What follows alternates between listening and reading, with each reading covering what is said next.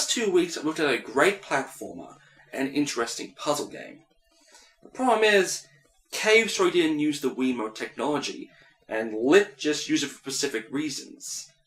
This week, I'm looking at a WiiWare game that uses the Wiimote technology fully. And ironically enough, it's about Liquid. This week, we look at Hydroventure.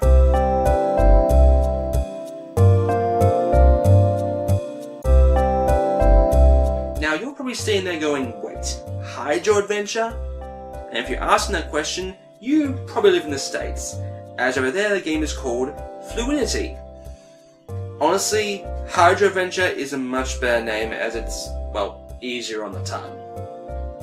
The game centers around a magical book, some evil black goop, and what else? Water.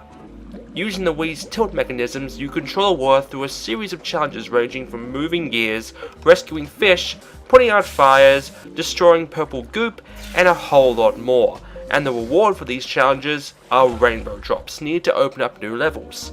There are other things like flowers and puzzle pieces, but the main focus is on the rainbow drops.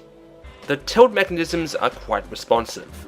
I wish I could say the same for jumping. Flicking the Wiimote up is supposed to initiate a jump, but because you usually have the Wiimote on an angle, your jumps sometimes don't register, or the jumps aren't strong enough. Naturally, you will gain additional powers to help rid the world of the influence. There's the gathering skill that helps keep the water together before exploding, as well as turn the water into ice and clouds. The story and mechanics remind me a bit of Dewey's Adventure, with a whole lot less suck. Overall, Hydroventure is an interesting title that could only be done on the Wii. Or 3DS. Or iPhone. Whatever, you know what I mean. And it's available on the Wii shop right now for 1200 Wii points, and a demo is also available. The WiiWare service has been around since 2008, and hasn't really made a splash. No pun intended. But what has been so problematic with the WiiWare service?